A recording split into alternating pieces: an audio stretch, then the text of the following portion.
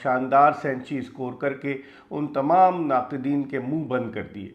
ये बाबर आजम की one day international matches में 20वीं सेंचुरी थी। अबरार अहमद ने की, जिन्होंने 10 ओवर में 41 रन देकर 3 खिलाड़ियों को आउट किया। पाकिस्तान ने सीरीज़ तो जीत ली है। अब पाकिस्तान के जो बेंच स्ट्रेंथ पर बैठे हुए हैं फैसल अकरम, हसीबुल्ला, उनको क्या पाकिस्तान जो है मौका फराहम करेगा?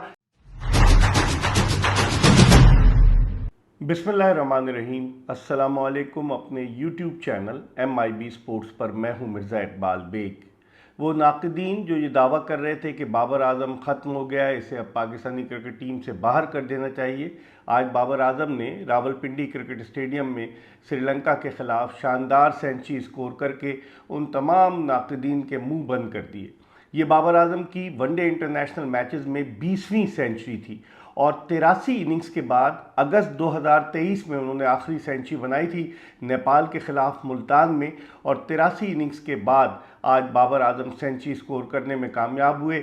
20 में से 5 सेंचुरियाँ उन्होंने वेस्ट इंडीज़ के ख़िलाफ़, ये उनकी श्रीलंका के ख़िलाफ़ चौथी सेंचुरी थी, और इसके अलावा ऑस्ट्रेलिया के ख़िलाफ़ वो 3 सेंचुरियाँ बना चुके। सिवाय भारत और बांग्लादेश के बाबर आजम ने हर मुल्क के ख़िलाफ़ सेंचुरी स्कोर किए।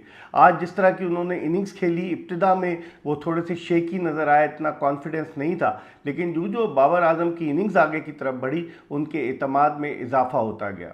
आज श्रीलंका ने इस मैच में, कि जिसे पाकिस्तान ने टॉस जीतकर पहले बैटिंग करने की दावत दी थी, आज कप्तान शाहीन शाह अफरीदी नहीं खेले और उनकी जगह जो है वो सलमान अली आगा ने पहली मरतबा वनडे इंटरनेशनल मैचेस में क़यादत के फ़राइज़ सरअंजाम दिए।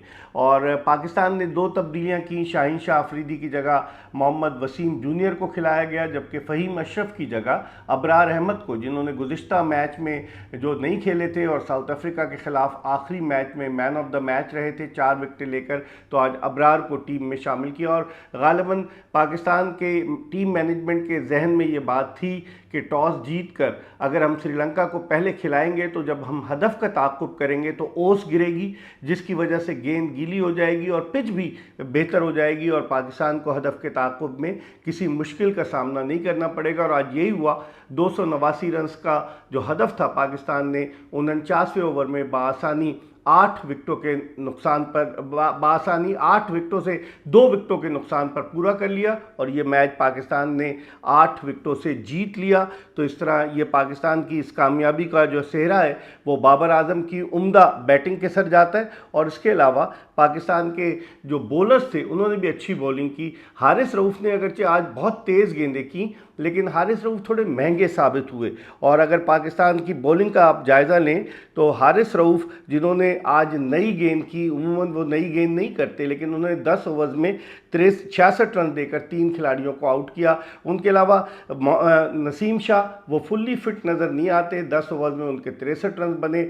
सबसे अच्छी बॉलिंग अबरार अहमद ने की, जिन्होंने 10 ओवर में 41 रन देकर 3 खिलाड़ियों को आउट किया। और इस तरह श्रीलंका की टीम, एक मरहले पर श्रीलंका की 5 विकेटें गिर गई थी, लेकिन फिर उसके बाद कमिंडा मेंडिस और लियानगे के दरमियान जो पार्टनरशिप हुई 77 रन की 6ठी विकेट के लिए, उस पार्टनरशिप की बदौलत श्रीलंका की टीम मुकर्ररा 50 ओवर में 289 रन स्कोर करने में कामयाब हुई, वरना एक मरहले पर श्रीलंका की 5 विकेटें 159 रन के स्कोर पर गिर गई थी। तो इस तरह उनकी जानिब से जो टॉप स्कोरर रहे, अगर देखा जाए तो श्रीलंकन इनिंग्स की जो ख़ास बात थी वो लियानगे की बड़ी उम्दा बैटिंग थी। निस सेंचुरी उन्होंने स्कोर की लियानगे ने, और उनके अलावा कमिंडा मेंडिस ने 44 रन बनाया। आजकल वो डाउन द ऑर्डर खेल रहे हैं, वरना ऊपर इनिंग बैटिंग करते हैं, और 37 रन स्कोर किए हसरंगा ने। लेकिन श्रीलंका के जो बैट्समैन थे, जिन्हें कहना चाहिए कि जो टॉप के बैट्समैन थे, उनमें आज जो कप्तान असलंका जो थे वो सिर्फ 8 रन बना सके, और उनके अलावा जो है वो कौशल मेंडिस वो 20 रन बनाने के बाद आउट हुए, जबकि 24 रन स्कोर किए निसांका ने और 27 रन बनाए जिस अंदाज से बैटिंग कर रहे थे कामिल मशारा ने। लेकिन फिर उसके बाद क्या हुआ, पाकिस्तान ने आहिस्ता आहिस्ता ग्रिप मजबूत की, लेकिन आखिरी ओवर्स में जो है वो पाकिस्तान की थोड़ी सी फील्डिंग भी हल्की रही और आखिरी ओवर्स में श्रीलंकन बैट्समैनों ने भरपूर अंदाज से बैटिंग की, 289 रन उन्होंने स्कोर किए। तो इस तरह पाकिस्तान को 288 रन स्कोर किए। इस तरह पाकिस्तान को जो हदफ मिला वो 289 रन का टारगेट मिला फतह के लिए। आज लगता है किस्मत की देवी फ़खर जमान पर मेहरबान थी। वो आउट ऑफ टच नज़र आ रहे थे।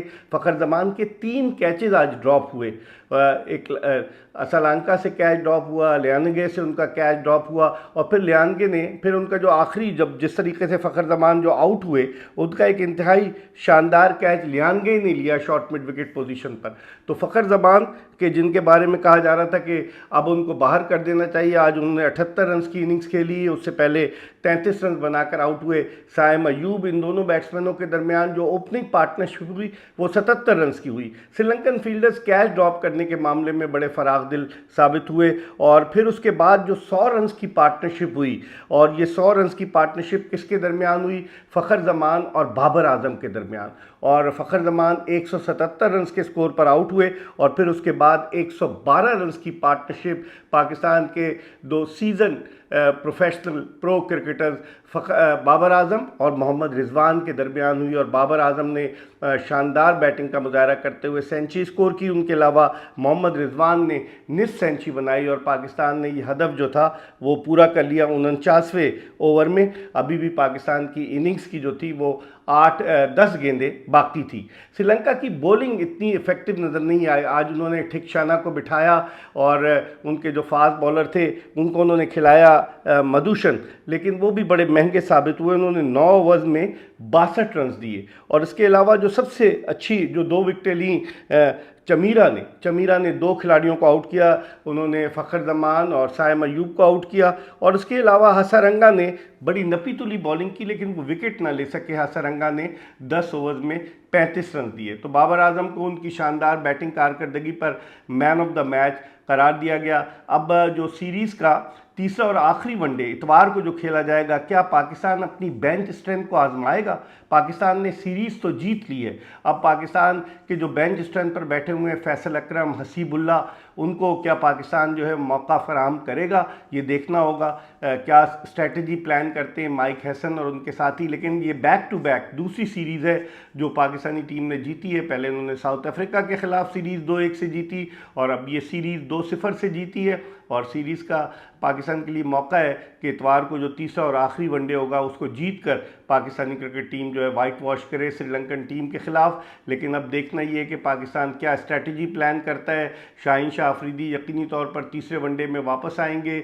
मोहम्मद वसीम जूनियर थोड़े रस्टी नज़र आए हैं और उसके अलावा जो थे वो हुसैन तलत से तो बॉलिंग ही नहीं कराते कप्तान। जिस तरह से आज पाकिस्तान ने जो बॉलर्स आजमाए उनमें हुसैन तलत से पाकिस्तान के कप्तान ने बॉलिंग ही नहीं कराई। नवाज़ जो थे वो 7 ओवर में 44 रन दिए। मोहम्मद नवाज़ की बॉलिंग भी जो है वो अब लम्हे फिक्रिया बनती जा रही है। साइम अयूब से आज सिर्फ 3 ओवर्स कराए गए और Hussain Talat as an allrounder आते हैं, लेकिन उन्हें लगता ही है कि as a middle order batsman Pakistani team में शामिल किया गया है। तो पाकिस्तान की एक शानदार फतह और इस फतह का सेहरा 31 साल बाबर आजम के सर जाता है। 10 साल पहले बाबर आजम ने जिम्बाब्वे के ख़िलाफ़ गद्दाफ़ी स्टेडियम लाहौर में अपने वनडे इंटरनेशनल करियर का आगाज़ किया था और गुज़िश्ता अगस्त 2023 के बाद से कोई सेंचुरी नहीं बनाई थी, जिसकी वजह से इंटरनेशनल क्रिकेट में, जिसकी वजह से शायकीन क्रिकेट जो थे वो बड़े दिलबर्दाश्ता थे। नाक़दीन जो थे वो बाबर आजम पर तनकीद कर रहे थे, लेकिन आज बाबर आजम की सेंचुरी की बदौलत पाकिस्तान ने न सिर्फ कामयाबी हासिल की